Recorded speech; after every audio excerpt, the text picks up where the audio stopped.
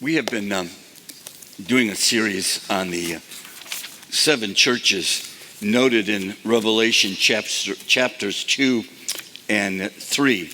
And there's if we can have the map, the churches that we've been looking at, and this is what we have been taught and been told that is really the mail route that took place. They would go from Ephesus to Smyrna to Pergamos, Thyatira, Sardis, Philadelphia, and then to Laodicea. And we've kind of journeyed around these different churches and sharing the aspects that the Lord gave to the Apostle John as he was writing there on the island of Patmos, just off to the west there. He was, of course, put there because of the testimony of Christ and because of his love and service of Christ. And as he was there, God gave him the letters to the church, but also the whole book of Revelation. Now, when you just pause for a moment, just to highlight a couple of those that we've already looked at, Ephesus was a church that was correct. They had their act together, but they were cold. It says, not that they lost their first love, which would be one thing, they left it. They left it. It wasn't important, and they left their first love. And then we looked at a couple of the other churches. As we worked our way around, we looked at Thyatira. Thyatira was a church that was serving like they had never served before. They were doing more than they'd ever done, and yet they were sinning. And ultimately, they were going to lose out. Working so hard. I'm so taken back each time I read that church. It says they're doing more than they've done before, but yet they were going to lose. And then a few weeks ago, we looked at Sardis, a church that was famous. They had a name, but they had fallen. They had fallen. And the statement that we considered is that may our reputation match our reality. May our reputation match our reality. And this morning, we're going to pause at the Church of Philadelphia. And this church, I call it a church that was faithful and ended up being incredibly fruitful. As I looked and did research on it, it's interesting that this particular church actually continued up into the 14th century and then the Muslims have come in and had taken over that complete area of Turkey, and of course it's different now. Probably 100 years ago plus, William Booth, who headed the Salvation Army and started it, made this statement, and I think we have it for you on the screen. The founder of the Salvation Army, William Booth, who was always quick with a quotable quip for the press, once responded, in answer to your inquiry, he says, I consider the chief dangers which confront the coming century. Now, this is at the close of the 19th century coming into the 20th century. This is what he said. I consider the chief dangers which will confront the coming century will be religion without the Holy Ghost, Christianity without Christ, forgiveness without repentance, politics without God, and heaven without hell. Interesting. It's almost prophetic when you think of the things that he spoke there.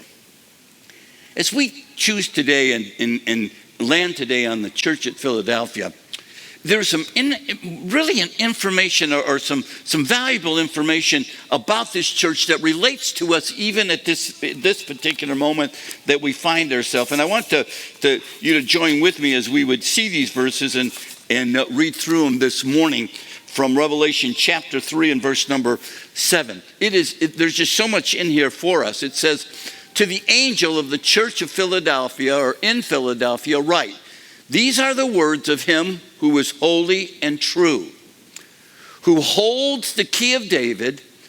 What he opens, no one can shut, and what he shuts, no one can open. That's a powerful statement. What he shuts, no one can open. What he opens, no one can shut. He says, I know your deeds. See, I have placed before you an open door that no one can shut. Twice he says that. I know that you have little strength, yet you have kept my word and have not denied my name. I will make those who are of the synagogue of Satan, who claim to be Jews, though they are not, but are liars. I will make them come and fall down at your feet and acknowledge that I have loved you. Since you have kept my command to endure patiently, I will also keep you from the hour of trial that is going to come on the whole world to test the inhabitants of the earth. I'm coming soon. Hold on to what you have so that no one will take your crown. To the one who is victorious, I will make a pillar in the temple of my God. Never again will they leave it. I will write on them the name of my God, and the name of the city of my God, the new Jerusalem, which is coming down out of heaven from my God, and I will also write on them my new name. And then as he closes each one of the letters to the churches, he says, whoever has an ear, let him hear what the Spirit says to the churches. The church of Philadelphia was located in a very important junction there geographically.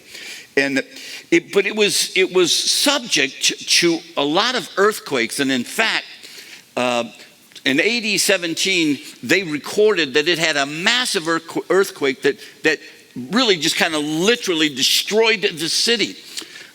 But if that wasn't bad enough, there were tremors that the city experienced for years, even decades afterwards. And so most of the people chose to live outside the city and set up houses and homes there and only go into the city because of the fear of things falling on them should another earthquake take place. But I mean, they lived in a constant awareness that another earthquake can take place.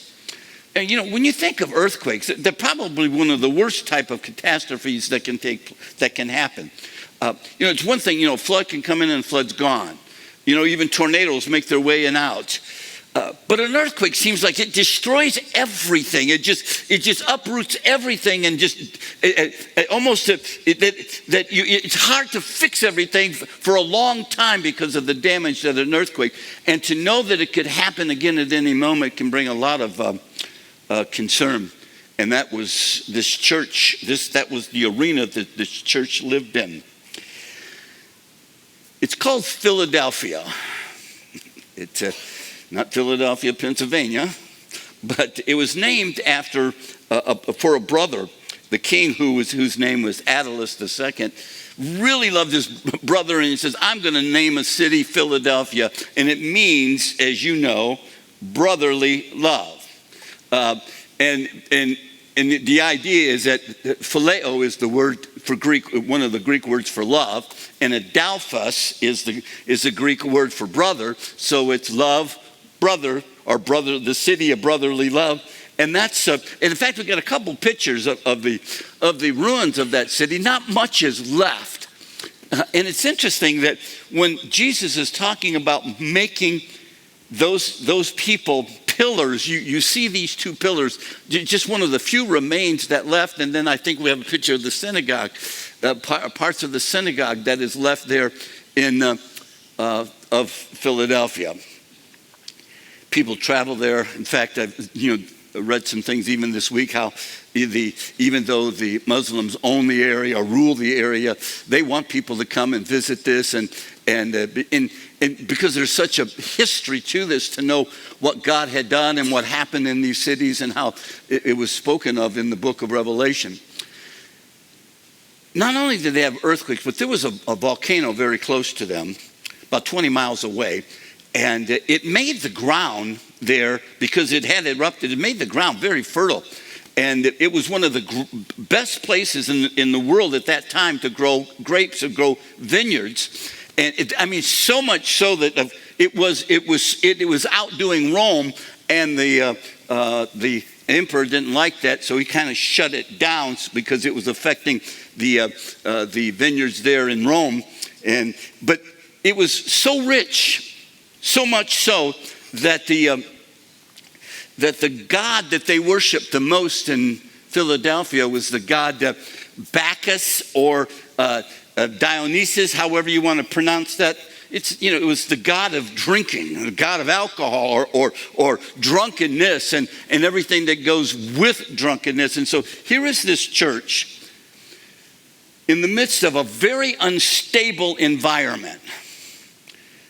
Not only did they not know what was going to happen around them because of the typology, or you know what I'm trying to say? How many knows what I'm trying to say? 5 of you. Okay, good. That's good. We'll go from there. It was unstable. The region was unstable, and then they had this worship to just be drunk and to celebrate, and the temptation and that in their face all the time, and the unstableness that of course that caused. And then during this time, the Jews had favor with Rome and were not required to worship the emperor or any gods, just pay a tax.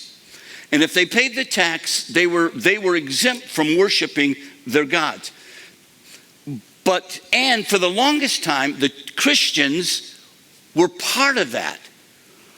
But about 80, 64, 65, the Jews did not like what the Christians were saying and were doing, and began to pull away from them and begin to push them out of the synagogue.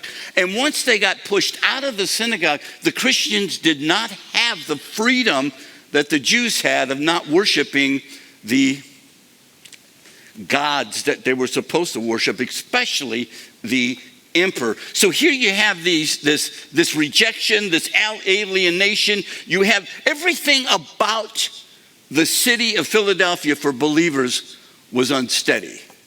So what do you do in an unsteady environment? What do you do when your world is unsteady? And I thought, does that not describe some of the things that we are facing even at this particular moment? The question I ask is that, how do you live with uncertainty? How do you live with it? You deal with earthquakes, you deal with rejection, you deal with the climate in which you are living. This week, the disrespect, and that's what I'm calling it, the Disrespect Act for Marriage was signed. It is probably one of the worst things that our government has ever done or ever said. And they celebrated it as if it was some type of wonderful progressive stand that our country has taken. It is exactly what it says it is. It's exactly opposite of what it says it is. It is not a Respect for Marriage Act. It is a Disrespect for Marriage Act. So I got to be careful what I'm saying, because 2 of our videos we can't show. One of them got canceled because we talked too much about love and God's love, and so they took it down. And so, and then of course last week the video that was given, or the message that was given, would not go well, so we can't put that on there. So I got to watch what I say, so that just in case somebody wants to listen to this series, they'll be able to do it. All right. So, but what's happening in our world? The news. It seems like every news thing is this is the biggest thing. This is a bombshell, a type of information. Everything is just like, can you imagine this is happening? Oh, new breaking news. It is enough to jar you, to your core. And then it's almost humorous, but it isn't. I have been captivated by the price of eggs. Now, I don't shop, and I when I go to the store, I say, okay, what do I need? I need bread, I need milk, what else do we need? Bakery, yeah, got to go to the bakery. But I try to, when I go, she gives me a list, and then I'll stand in the aisle, and there's too many choices, so I'll have to take a picture and send it and say, which one of these do you want? And she says, get that one, all right? And that kind of helps me in it. So Connie does all the grocery shopping, and some of you guys that like to shop, bless you. I'm on a mission when I go to the store. I mean, I want to go get exactly what I want, and I'm up and down the aisle, and if you happen to be there, I'll run you over, because it's a goal to get it and see if I can't get in the shortest line and get out before somebody else, maybe a minute, and then I won. I feel like I won. But every time she comes home, she says, eggs have gone up. Eggs have gone up. Now, from 48 cents to $4, I think that's going up, don't you? I think that's going up. Pretty soon, people, you're going to start giving eggs in the offering. All right, to say, all right, here you go, Pastor. We got a dozen eggs. What do you got there? All right, I'll give you a dozen eggs. And so we'll take it. Bring me some eggs. But and I thought, there's got to be a conspiracy behind this, okay? Who's hoarding all of the eggs? But the chickens are, yeah.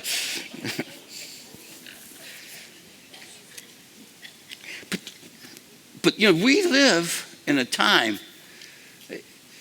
those of you who are closer to my age, you watch your savings and you watch your investments, and to lose $50,000 of investments in 1 year. Now, some of you say, Pastor, that's chump change. I've lost $200,000. Well, bless you. I'm glad you had that much money to lose. But that was a joke, by the way. But I look and say, January I had this much, and now in December I have this much. And I said, that's really encouraging, to see that. Fortunately, God was watching out for me, is they froze my account in January. And I haven't lost anything in that account.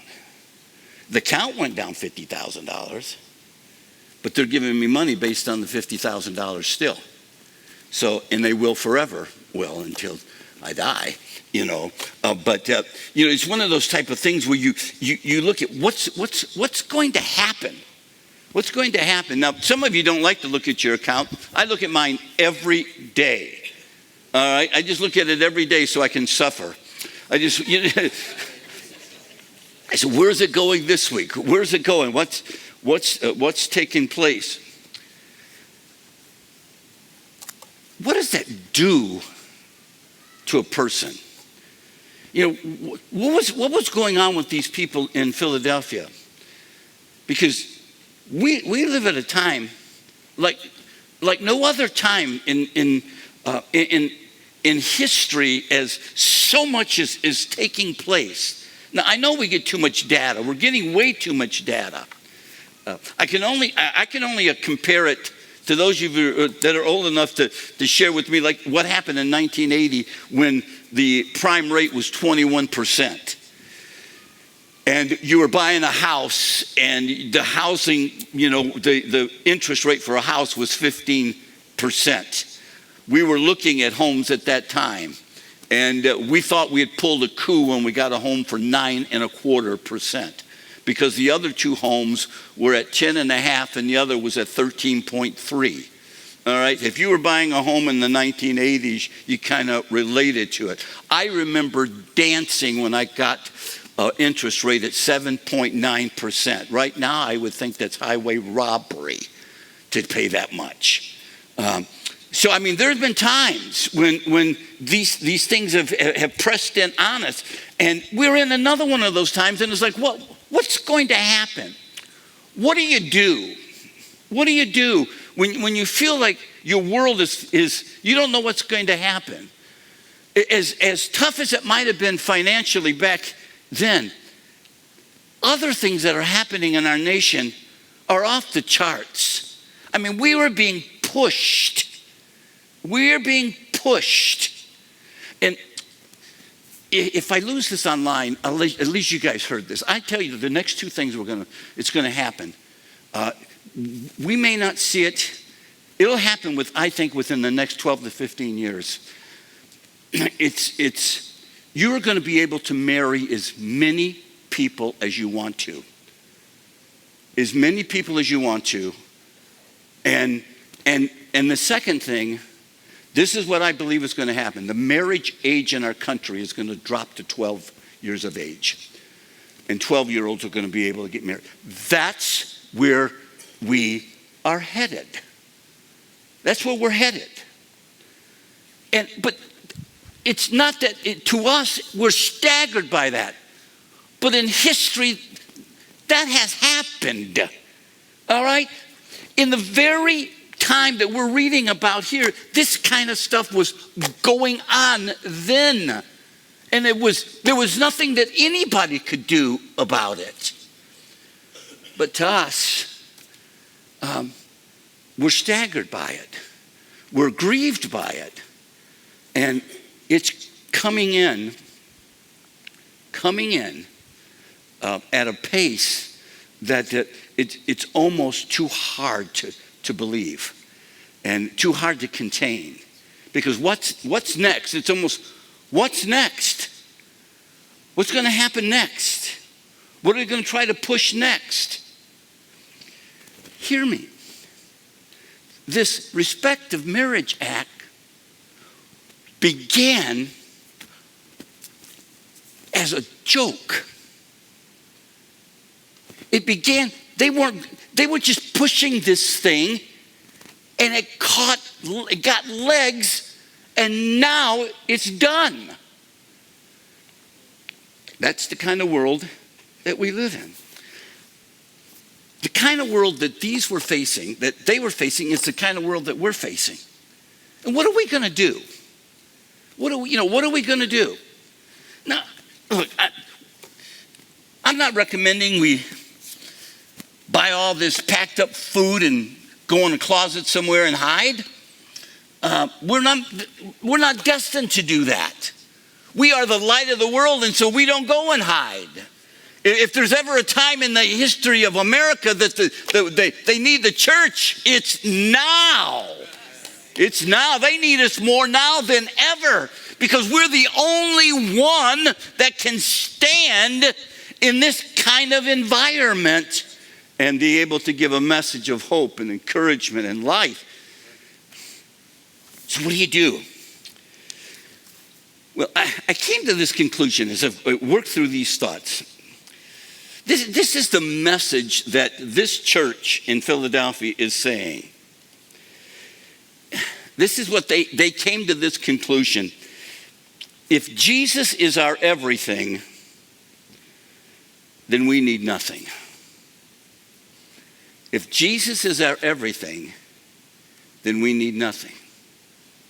That's an easy statement to make. I mean, words to say. And we sing the songs. We sing the songs. He's all I need. He's all I need. Yeah. How do you sing it? He's what? He's. Come on.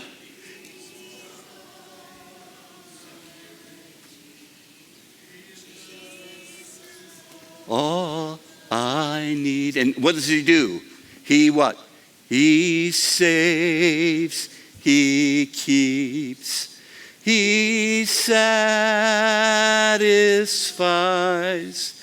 Jesus is all I need. How many of you have never heard that song before? Never. Interesting. Church of Christ, and you never heard that one? Man. So, we sing those songs. We sing those songs. And we make the psalm that we love the most. What is the psalm that we love the most? And how does it begin? And what's the next words? Excuse me?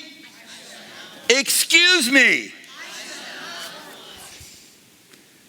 Why don't we want? Because he's what? He's our shepherd. He's all we need. This church somehow grasps that.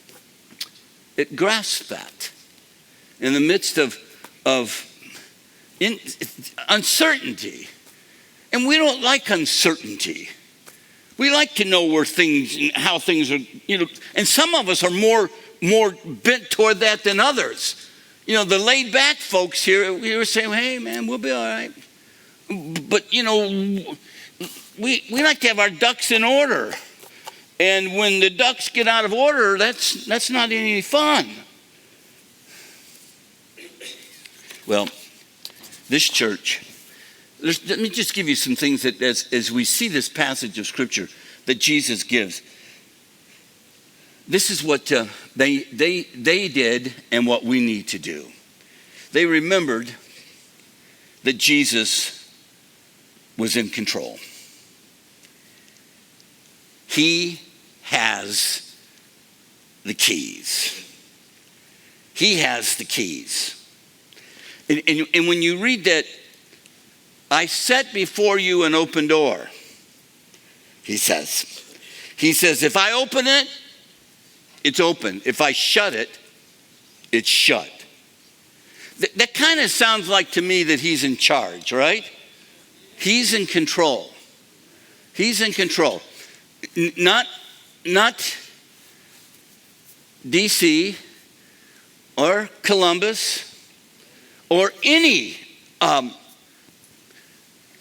governmental agency, and even financially or whatever the case may be. If he opens it, it's open, right? And if he closes it, it's closed. So all we want to say, God, open the doors in my life that I want you to open, and close the doors in my life that you want to be closed. Because that's what I want. There's protection, God, because you're in control. You're the one, not somebody else. You're the one that's in control. And what an encouragement to this church. And we have to absorb this, church. We got to absorb it, because this is 2,000 years ago, but it is as fresh as this morning. Listen, I'm the one who holds the keys of David, and what he opens, no one can shut. And what he shuts, no one can open. What an encouraging word to that church, especially because they were being shut out. The synagogue had shut them out. And now they were in a different place, and they were going to face some other issues that were going to be traumatizing for them, because now they weren't covered. And Jesus says, I open doors and no one can shut them. And I close doors, I shut doors, and no one can open them. I'm in charge. I hold the key. They would have understood that. They would have understood that from the Old Testament. They would have understood that from the book of Isaiah. I think it's chapter 22 in Isaiah, when it talks about the keys and opening and shutting. They understood that. And then he says, I know your deeds. I know your deeds. And I know that you have little strength. And we don't know exactly if they were exhausted but yet going on. They knew that he knew. They knew that he was in control. And what a difference it makes when you know that God is in control, that he has the keys. And he would close. And to the point, it says that those who have blocked you out, who think they are the chosen ones, those Jews that have blocked you out, they're going to come and they're going to bow before you, and they're going to say to you that God loves you. It's going to be evident in your life, and they're going to have to confess the fact that it's evident in your life that God loves you. What a thought. What a thought. To be so blessed in our lives that somebody would say, man, God takes care of you. And all you can say is, man, he sure does. He sure does. He sure does. And that doesn't mean that we get everything we think we want or even everything we think we need. But because of our relationship with God, it is so obvious that I'm in his care. It is so obvious that you're in his care. We want our relationship with God to be so real that when somebody sees our life can't be explained outside of him. Like, God really does take care of you, doesn't he? And you have to say, man, he sure does. He sure does. How he watches over us. How he watches over you. And we can rest in that. We can rest in that he is in control. And then the second thing that you got to remember, that not only is he's in control, but that he cares. We are in his hands. He says he's going to protect that church. He's going to watch over that church. And there's some prophetic thought to that, whether it's ultimately or something that they would face in the near future. He was going to take care of them. He was going to watch over them. That doesn't mean they're not going to have trouble. Let me say this, because I heard this and I'm kind of working this through. And I think we need to understand. You'll hear this statement, God will never give you more than you can handle. It's an incomplete statement. God will never give you more than you can handle. You got to add one more phrase to that. He'll never give you more than you can handle because he will be there to help you when it's more than you can handle. There's probably not a person in this room that in your life you faced time when you couldn't handle it.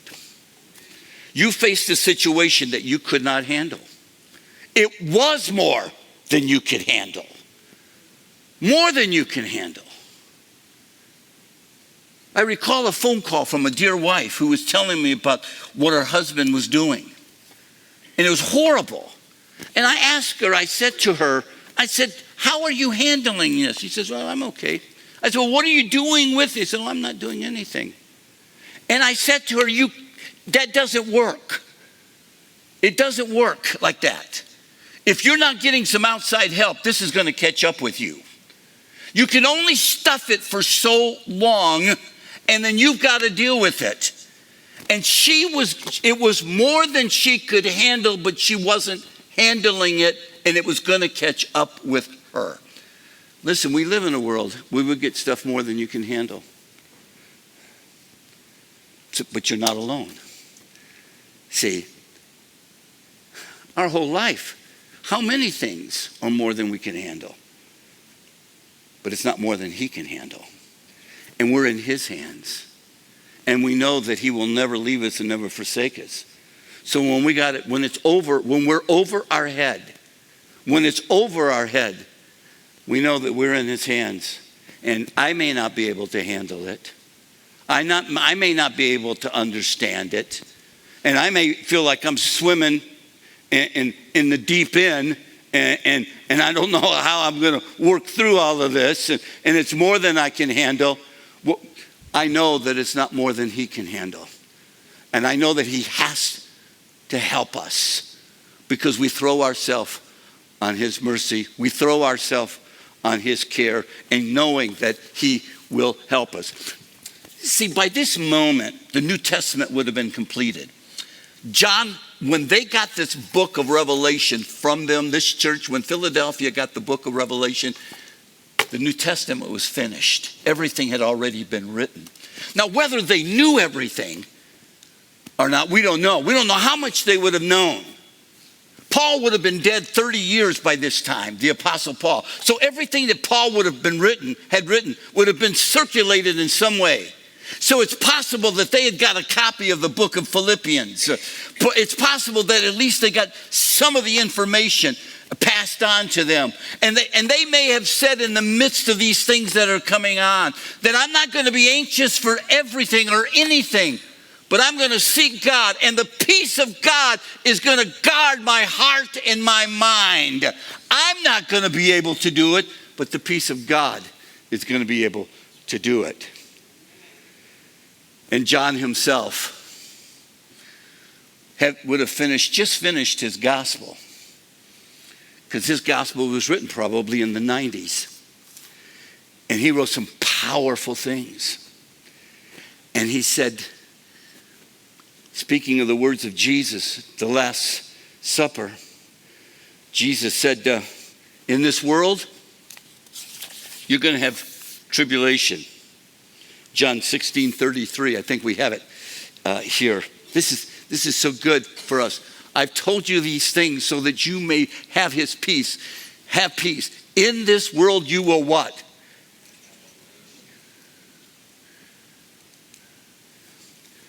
Who said that? Jesus said that. In this world you're going to have tribulation. It's like, okay. I was hoping I could avoid some of it. You're going to have it. It's going to happen. So what do you do when things are unstable? When things are uncertain?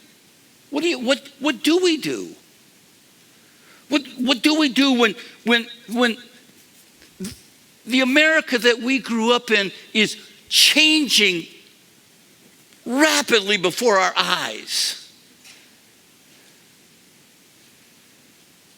The young people, the things that they are going to see and experience is beyond what we could have ever imagined. What do we do?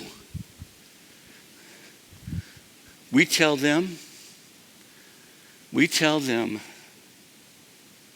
that God is in control and that we are in his care. And yes, in this world we're going to have tribulation. But how does Jesus finish that? Be of what? But take heart. Be of good what? Yeah, take heart. Why? Why can we take heart? What can we tell our friends, our children, grandchildren? What can we tell them? Take heart. I love this. I have what? I have overcome the world. I've overcome it. I've overcome the world. See, Jesus always wins. Say that with me. Jesus always wins. He won in the past, he's winning in the present, and he will win in the future. Jesus always wins. He always wins. And we rest in that. Past, present, and future, Jesus always wins. And because we are with him, we win. We win. It's easy to stay steady when you know that he always wins. Nothing catches him by surprise. Nothing. It may be catching us by surprise. And we say, what's next? But he knows. And this church understood that. Understood it. That even though their world was not steady, they could be steady. They could face whatever would come their way. See, overcomers don't just survive. We don't want to just survive, though we do want to survive, but God has ordained it that we would thrive. This is what he said, and you know this, and we've talked about this. The thief comes to do what? Steal?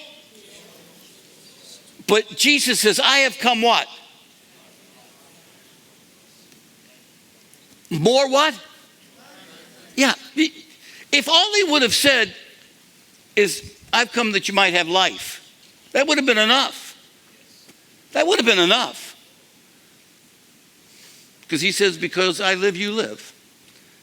That would have been enough. But he says, no. I've come that you might have life and have it to the full. In other words, the language there, if you remember it, the language there is beyond measure. I have come that you might have life beyond measure. Now, we like beyond measure. All right? We like beyond measure. If my wife, offers me a little brownie or something, and she says, here's a little brownie, and she says, would you like that? You know what I say? That's a start. That's a start. We like beyond measure. Beyond measure. Don't put a dab of whipped cream on my pie. I want it beyond measure. See? That's it. And God is a beyond measure God. We think, will we ever be fully satisfied? Oh, honey, please. Beyond measure. And I pray that there have been moments in your life that you have tasted that with God. That your cup got so full that it was beyond measure. Because that's what he has for us. I've watched people who have gone through pain and see how Jesus steps in there and gives them strength that's beyond measure. That how can they deal with that? How can they make it through that? How can they? The loss that they've suffered, there's no place to put it. No place to put it in the human mind. But when they give it to God, God does things that are beyond measure. Beyond measure. That's the only way. It's the only way. Because we will get stuff we cannot, it will be more than we can handle. And so God steps in and gives us beyond measure what is necessary to handle it. Yes, beyond measure. And so, what do I say? What do I say? I couldn't get away from this thought. It's not totally original, but it could be. But it's biblical. The last thing. My conclusion is this. We can, go ahead and put that up. By grace, we can be, by grace, what we are by mercy. We can be by grace what we are by mercy. God has taken our life and he has changed it. And he gives us the grace to live out that change. He has been merciful to us. And in that mercy, he has brought us in. And as you read the blessing that these individuals, they will be strong, they will be made pillars in the house of God, that there's going to be blessing that they will receive, and God's name is going to be identified with them, and that, that is wonderful, and they're told to hang on and keep hanging on, and that's what we want to do, because overcomers hang on. He says, don't let anybody take your crown.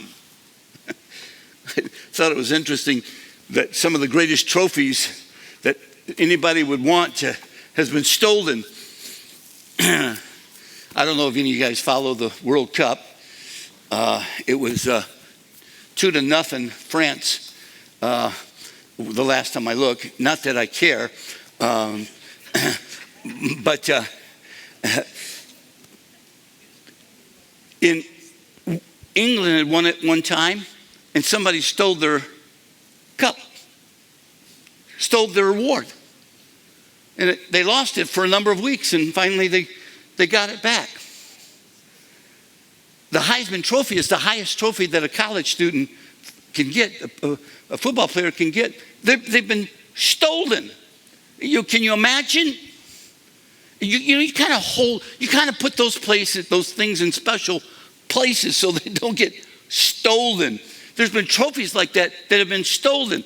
What God has given to us, we're holding on to. That means more to us than anything else. Paul says, I'm not ashamed of the gospel.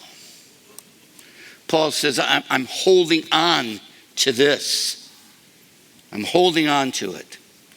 We can, church, be by grace what we are by mercy. God has made that possible. God has made that possible. Listen, if you feel overwhelmed today, it's almost like welcome.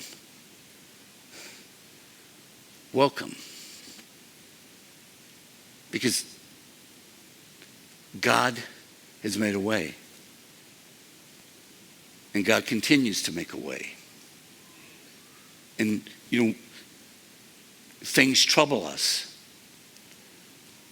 And that's the way it is because things are important to us.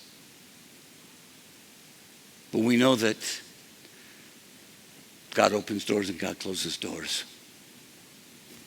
Period. He opens and closes them. So he's in charge. So if you have a situation right now that you're wondering, when I walk down these steps, pray for my wife because she's always concerned.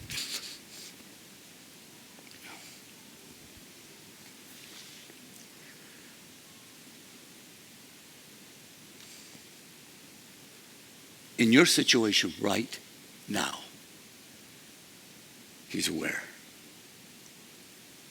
He's aware. He knows your deeds, it says. He knows what you've tried to do and all that you've tried and all the effort you put forth. And he recognizes that. And he wants you to know that he's there. He's there. And so as we close this morning, may we pause in his presence. And whatever the situation is that can cause us to be unstable and threaten us and cause us to what's going to happen? I mean, you can get news that just takes your breath away. What's going to happen? To know that as he took care of that church in Philadelphia 2,000 years ago, and they endured, that same endurance is in us because he is in us.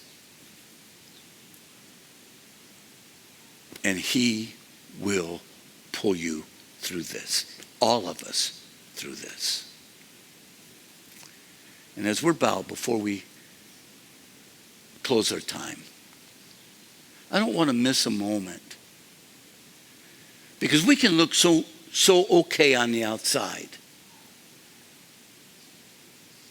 As we come to church and we want to put on our best, and that's wonderful. But you're looking at that your arena, your life. And it's not just this thing, but this thing. And then this thing. And then this thing. And even in your small little circle, that would be enough. But then you've got a world that you're dealing with and a climate that you're dealing with and situations that are so beyond your control. This Christmas season, may the peace of God be spoken deep as possible for you right now. As deep as possible. If you find yourself in that place today, I want to include you in a closing prayer. Because he cares. And he's aware. He's aware that you've given what you could give. And he'll give you more. He will provide more.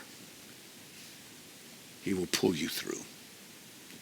And so as we just reflect for a moment, as this season just pulls us and speeds us up so much, may we just pause for a moment and say, God, in the midst of this, I need you, and I know that you are going to work on my behalf. I can't see this, but you can. And there's a door that's going to be open and there's a door that's going to be closed, and you're going to control that. And God, I'm okay with that, because that's going to be the best for me. You're going to open, you're going to close, you're going to do what needs to be done. You're going to do that, Lord, because you're in charge and you're in control.